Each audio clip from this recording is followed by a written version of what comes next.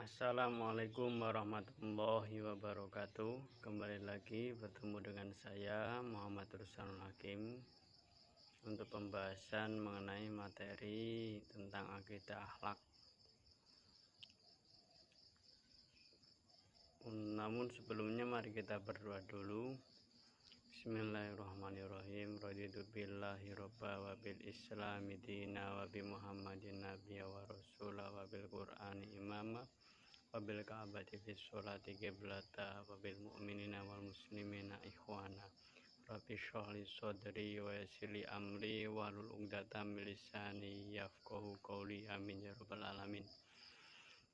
Pada kesempatan kali ini kita akan membahas mengenai tema yang berkaitan dengan kemarin, dilanjutkan lagi, yaitu memperlebar mengenai meneladani sifat Nabi Muhammad SAW. Namun sebelumnya absen di kolom komentar ya. Silahkan bagi teman-teman semua yang mengikuti. Terus selanjutnya qabla kulli syai'in hayya bina nabda dirasatana bi qiraatil basmalah jami'an. Bismillahirrahmanirrahim. Oke, masuk pada materi, yaitu mengenai tentang meneladani sifat Nabi atau sebagai uswatun hasanah. Sangat sulit memang ketika kita mensejajarkan dalam arti mengikuti Nabi itu sama persis, padahal Nabi itu adalah Sayyidul Wujud atau Khairul Khuluq, yaitu sebagus-bagusnya ciptaan. Maka enggak mungkin bagi kita semua untuk meneladani beliau dalam kutip sepenuhnya dan semirip mungkin. Namun kita bisa meneladaninya apa yang kita mampu.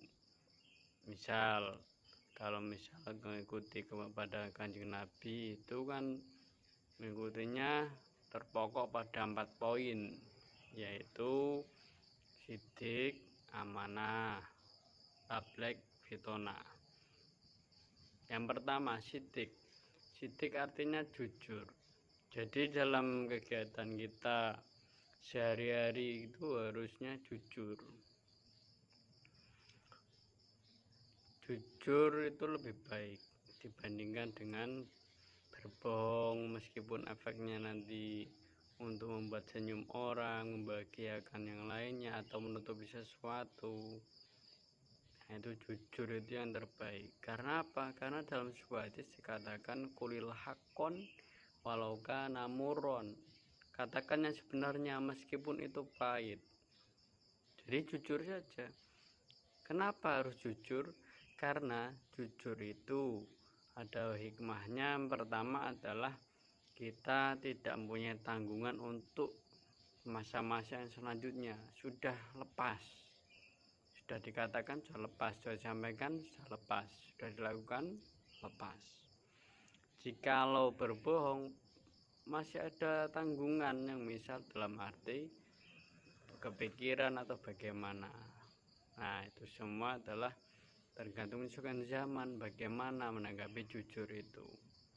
Misal jujur itu kalau dalam pekerjaan bisa dianggap juga tanggung jawab, atau misal ketika disuruh orang tua belikan bensin atau belikan roti, belikan cabai 1 kilo. Nah, itu maka belikan 1 kilo. Ketika ada kembalian, bilang kembalian. Jangan bilangnya ketika sudah habis, uangnya habis buat beli ini. Wah, itu sebenarnya kurang pas. Oke, yang selanjutnya yang kedua, yaitu sifat Nabi amanah. Ya, amanah itu tadi yang sudah kami singgung, tanggung jawab dalam arti ketika dititipi atau diberikan sesuatu, maka itu harus amanah, tanggung jawab.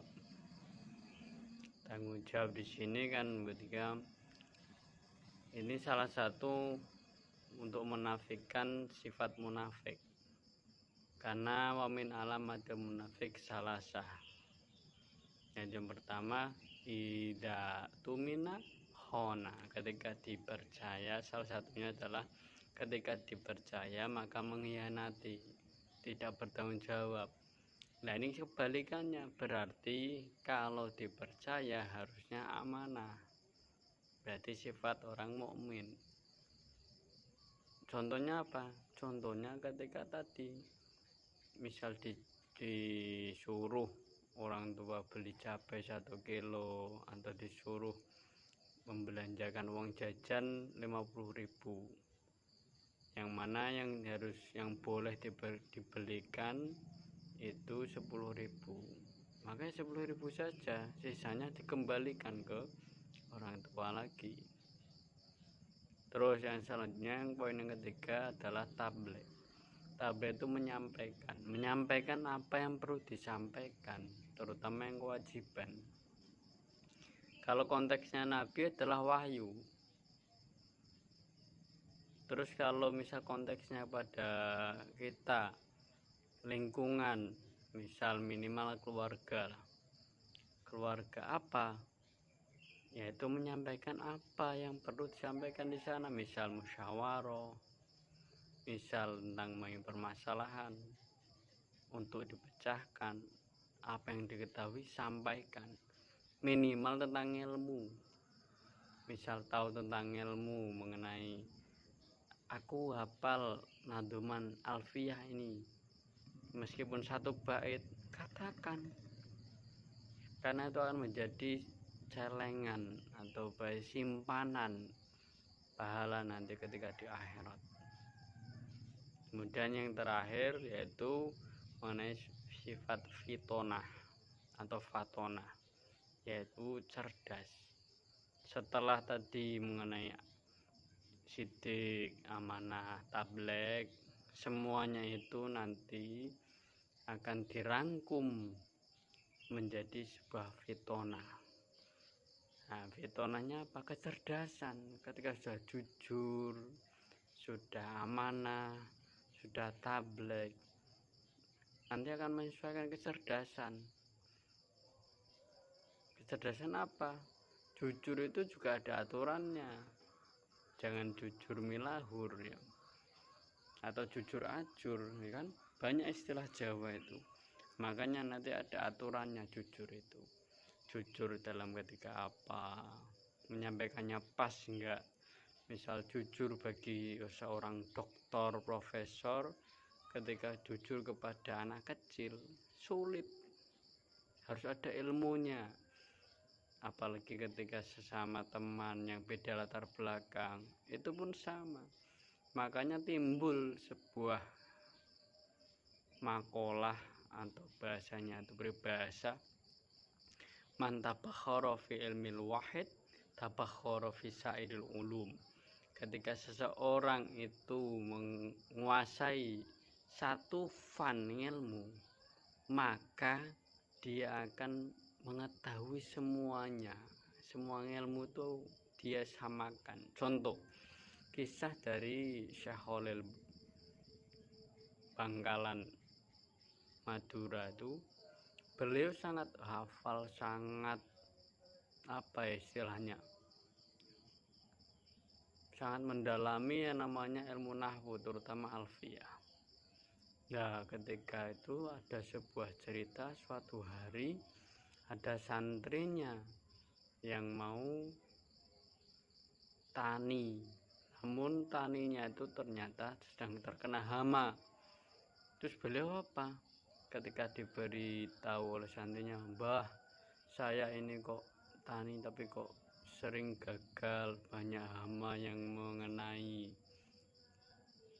Ditanya Mbah Khalil, "Apakah itu hanya punyamu saja atau yang lain juga?" "Semuanya, Mbah."